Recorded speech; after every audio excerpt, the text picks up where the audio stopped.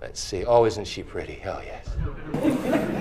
All right, well, from the ground, it looks like Sound? your average building. From the sky, this Navy complex forms the shape of a swastika. Now, a whole lot of controversy has been building up after people started spotting this symbol of hate on Google Earth. The U.S. Navy, who owns the building, says it will spend more than $500,000 to obscure the image. Dave vonKleist is the co-host of the Power Hour and has been championing this cause since the middle of last year. Is that right? Well, that's right, Lori. That's not just me. I'm just the messenger. I'm the person who happened to ring the bell. In this particular situation, our listeners and many people all over the country actually came out of their homes to answer the call. It's not unlike what's going on right now with the Ron Paul revolution. People from all walks of life became alarmed when they saw this and responded. Okay, but let me point out, and I'm just playing devil's advocate with you here. The thing was built 40 years ago. The builders say it was not intentional. You can't even see it unless you happen to be on Google Earth, so what's the big deal? Well, I find it very difficult, and a lot of the other people that have seen this find it difficult to accept the idea that they didn't look at the blueprint or the artist's renditions or the architectural drawings. Symbolism plays a very large role in our society. It sends a very quiet message to other people who are aware of the symbols. And in this particular case, we're talking about a symbol that represents a regime that would lie to its own people, burn its own buildings, blame innocent people, take their own citizens' rights, and then launch a war based upon lies and fraud and commit genocide on millions of people. It's so clear. It can't be any clearer than that. Now, the Navy is promising to spend $600,000 on this. Do you know what they're planning to do to try to obscure the image? Well, according to the Los Angeles Times story, they're going to put up solar panels and make some other landscape changes, et cetera, maybe add a couple things. I don't know what they're going to do structurally. The issue is that this structure has been there for, as you mentioned, nearly 40 years. The question is, why was it built to look like this from the sky in the first place? I mean, this is only 22 years after the end of the Second World War. The memories were very clear in America's minds at that particular time.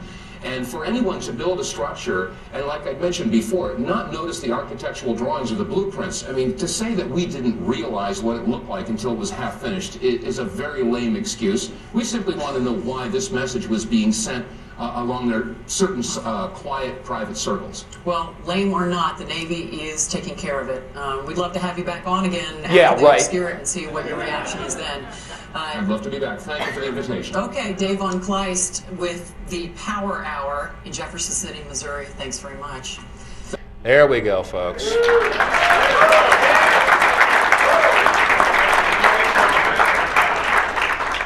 I thank you very much. Sorry? Have you been invited back? No. So the whole point here, folks, is that when you look at the connection between the Bush family and the Nazi plan for a new world order, we start to get a picture. Now, George Bush actually did tell the truth in a Tim with the late Tim Russert. Listen carefully to what he said, because this explains it all. Listen carefully. I think the people understand I'm a war president. I make decisions here in the Oval Office in foreign policy matters with war on my mind. Whoa. I'm a war president with war on my mind. Why would he say this? Because, ladies and gentlemen, war is the family business. Now, some folks find this repugnant. They say, oh, this can't possibly be true. Well, then fine, you explain away all this stuff. And also, I'd like for you to explain away the simple concept here. Oh, this war, it's a war against terrorism. It's a war because they hate freedom. Oh, really? It's a war on freedom. Yeah, they hate us because we're free. Excuse me, folks. I'd like to know what laws that Osama, the Taliban, Al-Qaeda, Saddam Hussein, or any other regime passes in this country. They don't pass laws in this country. The laws like the Patriot Act, the Homeland Security Bill, the Terrorist Bill, Model States Emergency Health Powers Act, all of these bills are passed by the very people that we elect and put into office to protect our rights. And they wrap themselves in the flag and they vote and take our rights away. That, in my mind, as simple as it is treason. Simple as that.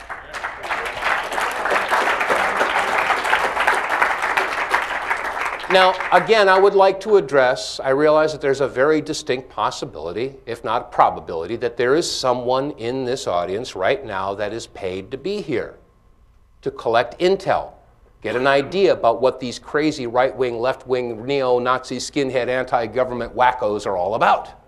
Of course, those labels are bantered about, you know, under the Clinton administration, when Joyce and I were traveling around screaming about the Gulf War illness and sticking up for the vets, we were labeled by the Clinton administration as being right-wing extremists.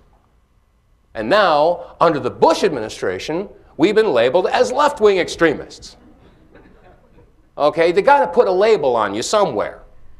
But the bottom line here, dear sir, wherever you are, is that it is the military, it is law enforcement that are being called upon to execute their orders and thereby institute their plan that is going to destroy, that is destroying the very fabric of our free society. And I will tell you, sir or madam, that your involvement in this is guaranteeing that your unborn grandchildren are going to be slaves. The rights being taken from every single one of us are being taken from you as well. And with that, I would like to leave you with a joke. We've all heard, I maybe heard this. I got a couple more tricks up my sleeve, but we may have heard this somewhat off-color joke. A guy goes up to a girl, and he says to her, "Hey, would you go to bed with me for $1 million?" "What? Yeah. Would you go to bed and have sex with me for $1 million?" And she stops and thinks about it. She's, "Oh my gosh, this a one-night stand, you mean?" "Yeah, one-time shot. One time, $1 million. No strings attached? No strings attached, one time. Okay, $1 million. He says, "Okay, great.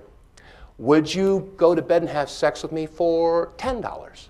She says, whoa, wait a minute. What do you think I am?" He says, "Well, we've already established what you are. We're just negotiating a price."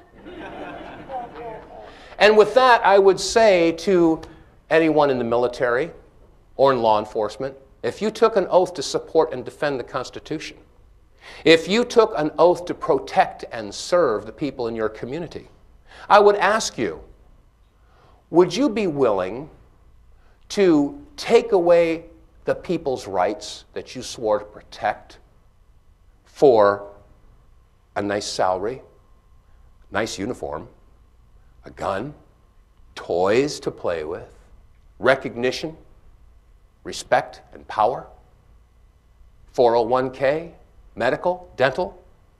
Would you be willing to do it? Guess what? You already have. We already know what you are, and you've already shown us your price. Our country has been sold out. And the very people that the powers that be are relying upon to execute their nefarious plans have succumbed to the almighty dollar. That's just the way it is, folks. And again, for that person or man, woman who's here, maybe, I would ask you to go home tonight and look in the mirror and ask yourself, am I doing the right thing? Because you know what, folks, they're going after our kids. I mean, the ROTC and the recruiters, they all go into the high schools and they promise the kids, you know, wonderful sign-on bonuses, $10,000, $15,000, $20,000, full dental, medical, education when you get out, training while you're going in. They promise you the world. We'll be an army of one. I challenge you to talk to any veteran.